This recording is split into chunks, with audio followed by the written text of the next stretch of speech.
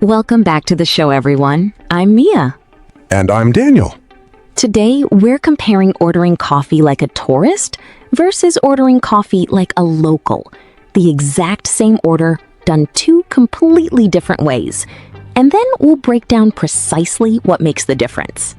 This is such a fun, practical format because hearing the contrast directly really highlights those small, natural details that textbooks tend to miss entirely. You've studied English for years. Mm-hmm. You have memorized the vocabulary. You know all the grammar rules. Right, you've done the work. Exactly. You feel completely prepared. And then you walk into a busy, noisy coffee shop in, say, New York or London. Oh, boy. Yeah. You step up to the counter and you deliver this perfectly constructed textbook sentence to the barista, and they just look at you completely confused. Yeah. The interaction stalls. You feel your face getting hot. I mean, why does this happen? Well, it's incredibly common, and it is honestly one of the most frustrating experiences for anyone learning a new language. That really is. Because you did the work, But the result just didn't match the effort you put in. Exactly. And so that is our mission for today's Deep Dives. We are looking at that exact moment. We're going to explore the very real gap between the formally correct English that textbooks teach and the fast, casual, kind of shortened way people actually speak in real life. Yeah, the real world English. Right. And by the time we finish today, you're going to feel so much more confident navigating a fast-paced environment. Absolutely. We're focusing specifically on ordering coffee today, and we have some great source material here comparing how a tourist orders versus how a local does, so we're going to take our time and walk through it together. I really appreciate this approach, actually, because it's just so practical. Yeah. When you look at the contrast directly, side by side, it really highlights those small, natural habits that native speakers use, habits that textbooks almost always miss. Right. So let's just jump right into the source material. I'm going to read two versions of the exact same coffee order. First, the tourist version. And keep in mind, grammatically speaking, this version is perfectly correct. Yes, flawless grammar. But listen to how formal it feels. Okay, here is the tourist. Good morning. I would like to order 1 cup of coffee, please, with milk added to it. I will have the medium size, please. I will be drinking it here in the shop, please. No, thank you. That will be all for me today. Okay, so notice how every single word there is proper. Very proper. But also notice how much effort it takes to get through all that information. Yeah. It feels, it feels heavy. It definitely feels like heavy lifting. You're working so hard. Exactly. Now let's hear the exact same order, but the way a local would actually say it on a busy Tuesday morning. Right. Listen to the rhythm here. Here's the local. Morning, could I get a medium coffee with milk? For here, thanks. That's it, thanks. Wow. The contrast is amazing. It really is. Both orders are completely understood by the barista, but that textbook version is noticeably slower. Yeah. The local version, on the other hand, is fast, it's casual, and it's highly efficient. It's like a quarter of the length. Yeah, at least. So if we want to sound like the local, how do we get there? I want to break down the mechanics of a native order. Okay. Let's look at the specific sentence structures that make that second version sound so natural.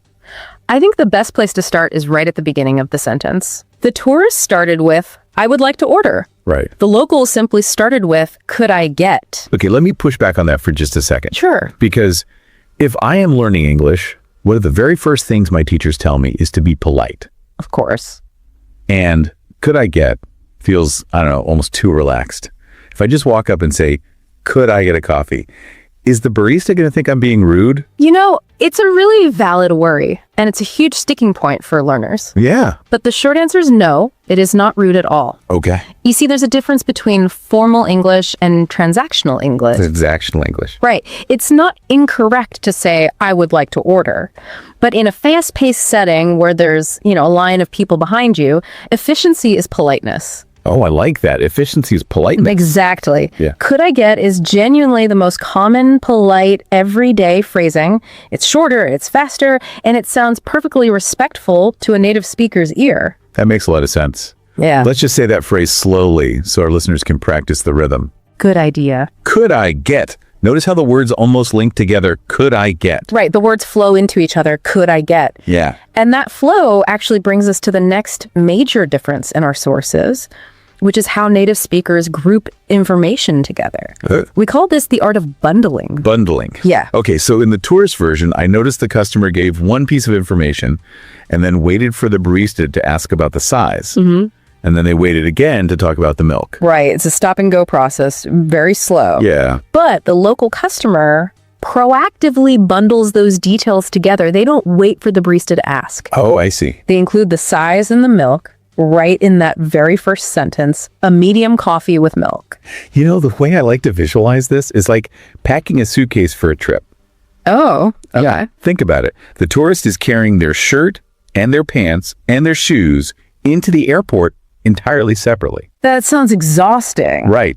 They're carrying one item at a time, walking back and forth. It takes forever. Yeah. But the local customer, Yeah. they just neatly pack the shirt, pants, and shoes all into one small bag. Right. They put everything into one single sentence to speed up the trip. A medium coffee with milk is the neatly packed suitcase. That is a great way to think about it. Bundling speeds up the interaction because you're anticipating the barista's next question. Ah, anticipating. Yeah, you already know they have to ask what size you want, so you just pack it into your opening sentence. It saves everyone time. Now, there's another detail in that sentence I really want to point out, and it's about trusting the context of the situation. The tourist said, with milk added to it, but the local just said, with milk. Right. Why does the textbook version add those extra words added to it? Well, because textbooks are designed to teach you how to be as clear and descriptive as possible without any outside context. Added to it is grammatically explicit, but natural English relies heavily on context. This is a vital lesson for learners, actually. Natural spoken English trusts shorter phrasing. Trusting shorter phrasing. That is so important. Yes. Because if you're buying coffee, you don't need to explain the mechanics of how the milk gets into the cup. Right. The simple phrase, with milk, communicates the exact same thing. The barista knows their job. You don't need the extra words to clarify the obvious. Okay, so we're packing our suitcase efficiently, and we are trusting shorter phrases. Exactly. We're walking up to the counter and saying, could I get a medium coffee with milk? Yeah. That just feels so much lighter. It really does. But, you know, even if you pack your suitcase perfectly, the transaction isn't over yet. The barista is still going to ask you a few rapid-fire questions to finish ringing you up. Yes. And this is usually where the panic sets in for a language learner. Oh, totally. Because the most essential vocabulary question you'll face right after you order is for here or to go. Okay, let's clearly define those just to be thorough for our listeners. Sure. For here means you will be sitting down and drinking your coffee inside the shop. Right. And to go means you're taking the coffee out the door with you. Exactly. So look at how our two customers handled that question. The barista asks, for here or to go? The tourist gave a full, complete sentence. I will be drinking it here in the shop, please. Right. But the local simply replied, for here. The local just grabbed the exact words the barista used. Precisely. This is a strategy we call echoing. Echoing. You know, it reminds me of playing a casual game of catch in the backyard. How so? Well, imagine you and I are throwing a baseball back and forth.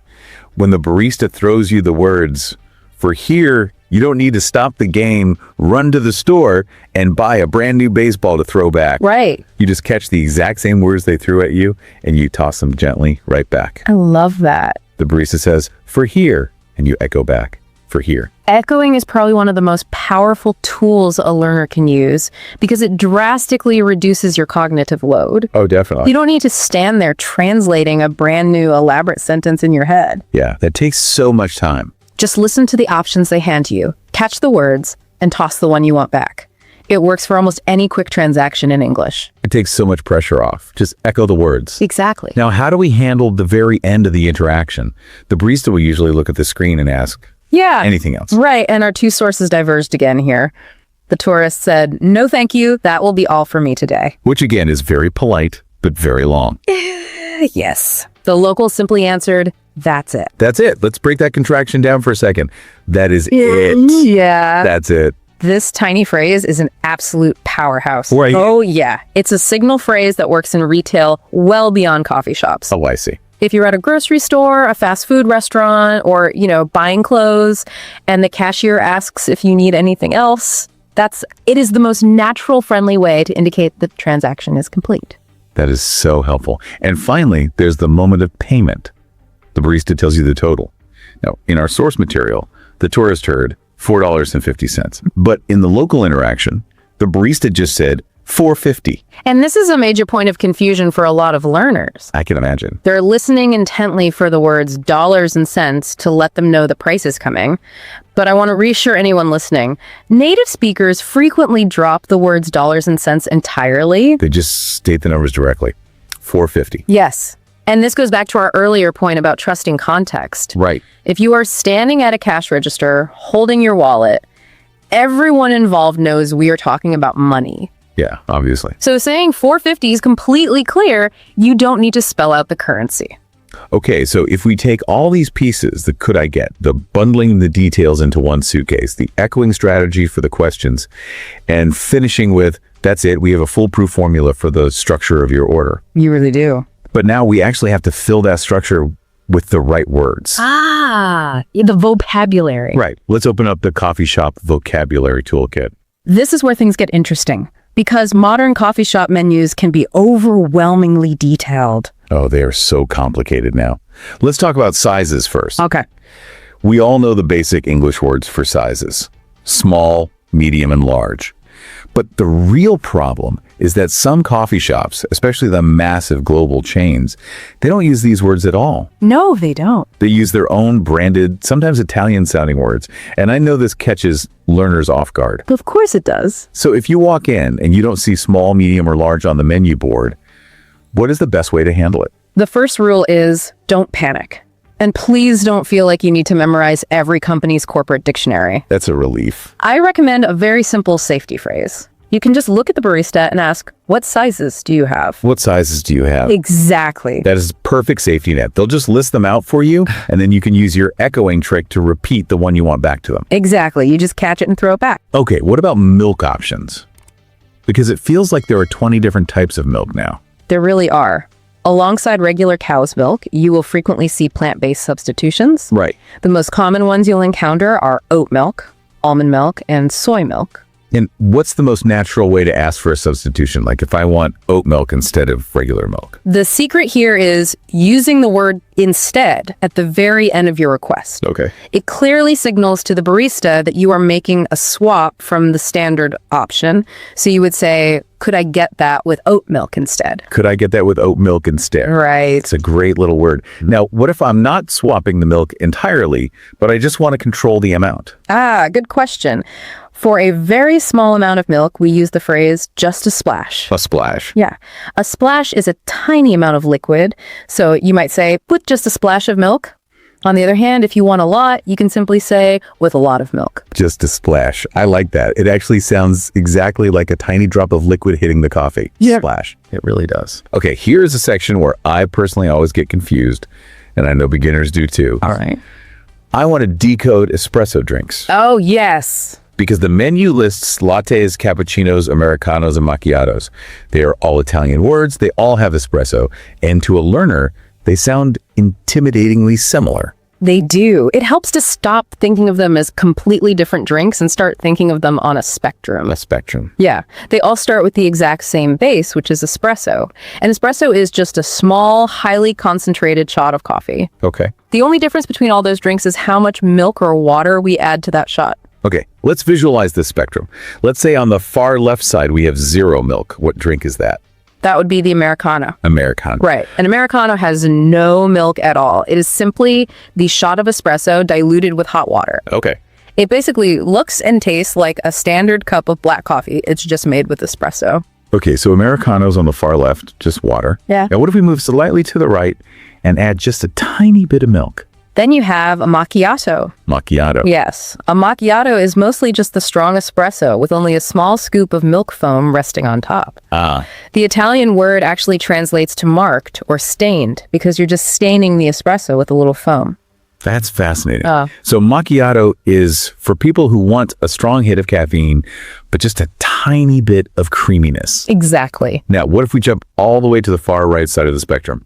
Like a drink swimming in milk. That's your latte. Okay. A latte is espresso mixed with a very large amount of steamed milk. topped with just a thin layer of foam. It's very milky, sweet, and smooth. Which leaves the cappuccino. Where does that fall? Because I always get the latte and the cappuccino mixed up. A lot of people do. The cappuccino sits right between the macchiato and the latte. Okay. It has milk, but less milk than a latte. The defining feature of a cappuccino is the heavy, thick layer of foam on top. Oh, the foam. Yes. It's essentially equal parts espresso, steamed milk, and thick foam. That makes perfect sense. So if I want something really milky, I get a latte. Right. If I want something lighter and foamier, I get a cappuccino. You got it. Looking at it as a spectrum takes away so much of the intimidation. He really does. Now, what if I want to customize my drink even further? Like adjusting the sweetness or the temperature? We have some great natural phrases for this that locals use all the time. Okay, let's hear them. If you want more sweetness, the natural phrase is an extra shot or extra pump of syrup. Extra pump. Yeah. For example, could I get an extra shot of vanilla? But if you want less sweetness than normal, you can say, easy on the sugar, please. Easy on the sugar. I love that phrasing. It means, be gentle, don't pour too much. Exactly. What about temperature? Because sometimes I get a coffee and it's practically boiling and I can't drink it for 20 minutes. If you want it very hot, you simply ask, could you make that extra hot? Extra hot. Right. But for your situation where you want to drink it immediately, you can say, not too hot, I'll be drinking it right away. Oh, that's clear. Or even simpler, you can just say, warm, not hot. Warm, not hot. Okay, so if I'm putting all this together, how do I smoothly combine the base drink with my custom changes? Let's say I want a latte, but I want to change the milk and the syrup. The conversational glue here is the phrase, but with. With? Yes. You state the base drink first, so the barista knows which cup to grab, and then you use but with to introduce your changes. Okay, let's hear an example of that. You'd say, could I get a latte, but with oat milk and just 1 pump of vanilla? A latte, but with oat milk. Right. It flows perfectly. It doesn't sound demanding at all. It just sounds like a natural continuation of the thought. Exactly. Now, before we wrap up the vocabulary, we really have to touch on modern technology. Oh, definitely. Because half the time nowadays, people aren't even ordering at the register. They were ordering ahead on an app on their phone. It is a huge shift, and it requires a specific set of vocabulary. Right. When you order on a mobile app, your coffee is usually waiting for you at a pickup counter. Right. But if that counter is swamped with 20 different cups, I can't just walk up to a busy barista and say, I ordered coffee. No. Saying I ordered coffee doesn't give them any actionable information. Yeah. They know you ordered coffee. You're in a coffee shop. Right. What they need to know is how to match you to the cup. So the crucial phrase to learn for this scenario is, I have a mobile order under the name, and then you state your name. I have a mobile order under the name. Yes. It is so clear. It tells them immediately why you were standing there and exactly what to look for on the sticker. Exactly. So if we step back and look at everything we've covered today, you really do have a complete roadmap for this interaction. You do. You have the structural formula, using could I get, bundling your details into the first sentence, and trusting context instead of over-explaining. Right. You know how to play catch with the barista by echoing their words back to them, like, for here. And you know how to signal the end of the order with a simple, friendly, that's it. Yep. Plus, you have the vocabulary toolkit to navigate those branded sizes, the milk substitutions, and the whole espresso spectrum. It is a lot of information, I know, but it all comes down to stripping away the rigid textbook rules and embracing efficiency. So, listeners, here is my biggest piece of advice for you today to make all of this stick. Take these phrases and practice them out loud. Yes, please do. Don't just read them quietly in your head or on a screen. Spoken English has a specific rhythm to it. And building a fast, natural delivery requires mouth muscle memory. It really does. You have to actually speak the words to get your tongue and lips used to the shape of the sentences. So try walking around your house and saying, could I get a medium coffee 10 times in a row? Right. Exercise. Force yourself to link the words together until it feels completely automatic. Could I get? Could I get? That is the best thing you can do. Repetition in a low-stress environment like your living room is the key to closing that gap between the textbook and the real world when you actually step up to the counter. Absolutely. Now, before we officially sign off, I know you have a final thought you wanted to leave our listeners with today based on our sources. Yes, I do. We spent a lot of time today focusing on the coffee shop. No. But the principles we talked about, specifically the echoing strategy where you just repeat the options back, and the shortening principle where you drop unnecessary words, those are deeply embedded in English quick service interactions everywhere you go. Oh, that's true. So, my question for you to explore on your own this week is this. Observe your next trip to the local grocery store, or a fast food restaurant, or even the post office. Okay. Where else in your daily life are you currently using a long, stressful, perfectly grammatical textbook sentence when all you really need is a simple, confident, two-word echo? Wow, that's a fascinating challenge for the week. I love that. Well, we hope you enjoyed this deep dive, and we really hope you feel a little less stressed and a lot more confident the next time you step up to order. Keep practicing those phrases out loud, and we will catch you next time. Thank you so much for spending this time with us today, comparing tourist and local coffee ordering, and picking up some genuinely useful coffee shop vocabulary along the way. If this episode genuinely helped you, subscribe for more English learning podcasts like this one, and leave a comment telling us which of these local phrases are you going to try the next time you order coffee. We'll see you in the next episode. Bye, everyone. Bye.